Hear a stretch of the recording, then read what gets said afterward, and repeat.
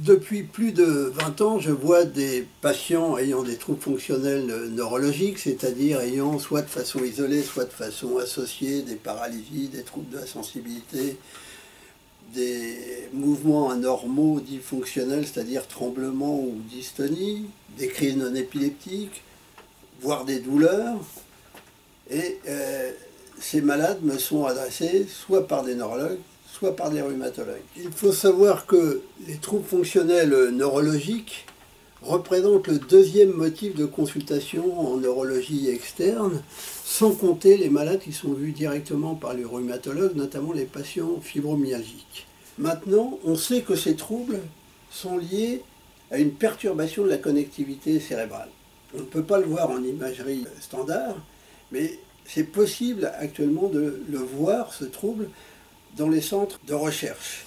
Ces patients sont donc des patients neurologiques, mais ils sont rarement considérés comme tels et sont souvent pris pour des malades psychiatriques. Le pronostic global de cette affection est considéré comme défavorable. Le traitement se limite souvent à des traitements antalgiques, de la physiothérapie, voire de l'hypnose. J'explique dans ce site pourquoi et comment j'ai été amené à développer un type de stimulation magnétique transcrânienne associée à une stimulation magnétique périphérique pour prendre en charge ces malades. Dans presque tous les CHU, on fait la stimulation magnétique transcrânienne dite focale. On va stimuler 1 ou 2 cm carrés de cortex cérébral parce qu'on connaît le réseau. Mais ce type de stimulation ne marche pas dans les troubles fonctionnels neurologiques au vu de la complexité des réseaux. Ici, la technique est très simple, elle demande un peu de matériel, je le détaillerai dans le site, et ce type de traitement est devenu central dans ma prise en charge des patients ayant des troubles fonctionnels neurologiques. J'ai pu ainsi améliorer une grande proportion de patients, environ 2 sur 3, souvent de façon importante.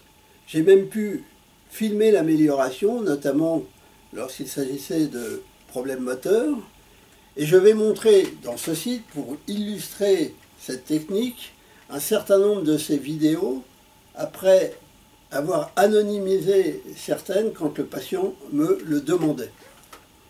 Cette technique a fait l'objet de plusieurs publications dans la littérature internationale, émanant à la fois du centre hospitalo-universitaire de Rouen, mais également du département de neurologie de la Salpêtrière, qui montre que les résultats sont bons dans les paralysies fonctionnelles et dans les mouvements anormaux fonctionnels.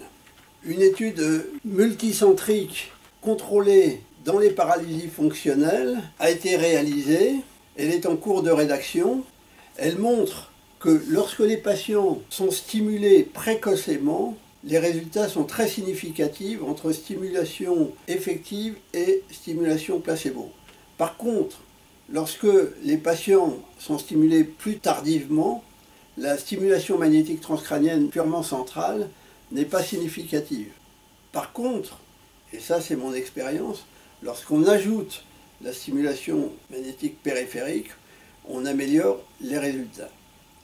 Et dans ce site, j'insiste sur le fait qu'il faut essayer d'utiliser cette technique le plus rapidement possible pour éviter que les patients s'installent dans leurs symptômes, deviennent résistants au traitement, voire s'aggravent, car il s'agit souvent d'une pathologie évolutive. Par ailleurs, et pour conforter cette technique, une étude récente vient de montrer que la stimulation magnétique périphérique modifie l'excitabilité du cortex moteur.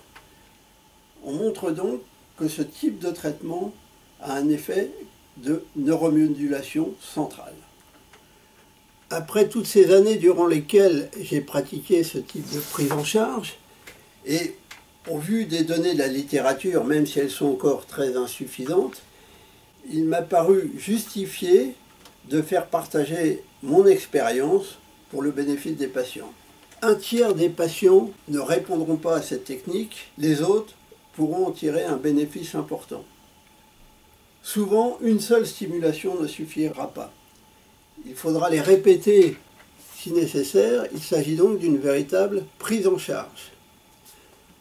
Dans ce site, une partie est ouverte au grand public et une autre partie est réservée aux médecins, où je vais montrer dans le détail l'histoire de chaque patient, la manière dont je les ai traités et les résultats.